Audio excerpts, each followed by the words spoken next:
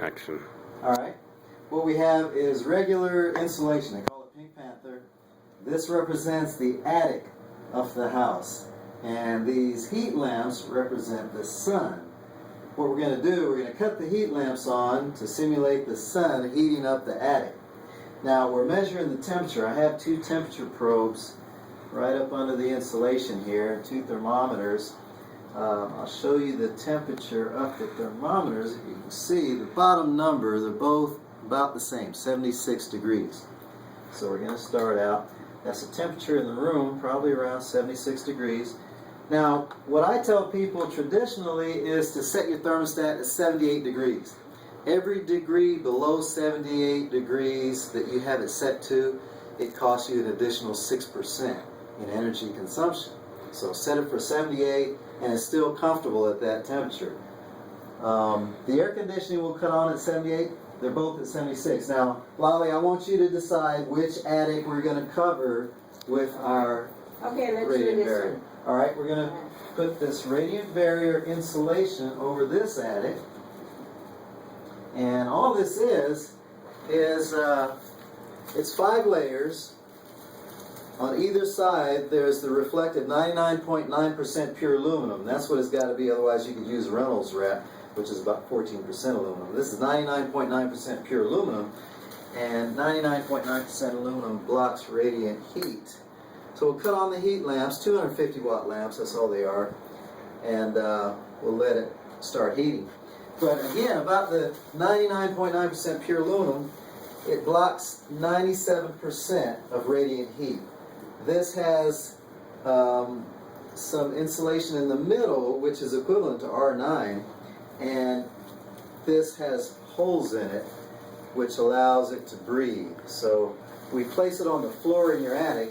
We just lay it down right over on top of the insulation, whatever's in your attic, and it acts just like this. That's what this would be. This would be the insulation in your floorboards in the attic, and then this lays right on top of the floorboards, and it just blocks the radiant heat. Now let's see what we've got going here.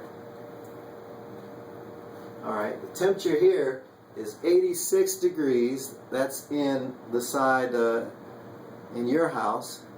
And this side is 77 degrees. I guess we changed a degree. And we'll call that my house.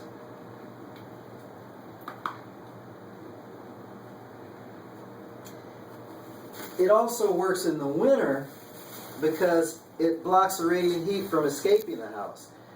This is your attic and your house is down here. In the winter, when you heat your house, the heat rises and heats your attic. So you're not just spending money to heat your home, you're heating your attic as well. You're wasting a lot of energy there, a lot of money. So with this, it just blocks the heat from escaping and keeps it in the house and keeps it nice and toasty. And in the summer, we're blocking the heat from entering the home.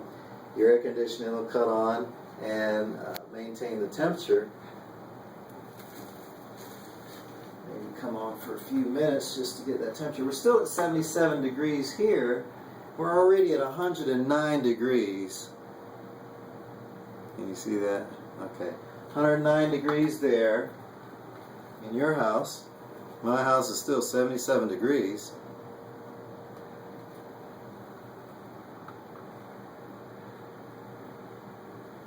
Now this Pink Panther, this stuff came out, I mean that kind of insulation started I guess back in the 40s, and they've got all kind, cellulose foam, woven fiberglass, recycled newspaper, all kind of different insulation. It only blocks 10% of radiant heat, only 10%. So you can, what happens with this after a while, with age it gets compressed, because we have about 50 to 80 gallons of water a year that goes through our attic, and that gets condensed, it gets compressed, and the insulation people tell you, you got to add more insulation, you got to keep piling that stuff up. Well, you're only dealing with 10%. I don't care how much you put in there, it's only going to block 10%, because it works like a sponge. You know, a sponge, when it gets full of water, if you add one more drip of water, a drip is coming out the bottom. It can only hold so much. And that's what this works like. It's like a sponge. It contains the heat, and then when the heat keeps coming in, it just goes right down into the home. And the same thing when it's coming up. It holds so much heat, but then the heat keeps coming up and it leaves your house. So what's happening here, we're at 135 degrees. And guess what? Set your air conditioning to come on at 78 degrees. Our AC has not cut on yet. 77 degrees. It's already 138 degrees, 140 degrees in this house. The people have already died. They can't handle that kind of heat, you know. But our AC is not cut on. We had one lady in North Carolina. They had a tornado, and they lost electricity. Everybody went to this lady's house because she had this in the attic, and nobody could cut the AC on, but this kept her house cooler. You know, even without the energy, without the electricity running, it just stayed cooler than everybody else.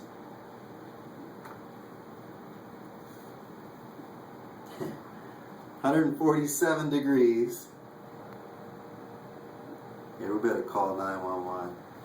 147 degrees there. We're still at 77 degrees. Hasn't changed a bit. Hasn't changed a bit. That's amazing. And we'll do a demonstration to show you how it works in the winter. I'm going to get Lolly to help me out here. Ouch. These are hot. And Lolly's going to come around here and put your arms out in front of that. Right across both of them. Okay, you can feel the heat from the lamp, right? Yeah. And then, now this is going in the attic, and we're going to block the heat from leaving the attic. I mean, instantly you can feel how the heat is just bouncing back off of that. You know, arms get really hot. Yeah.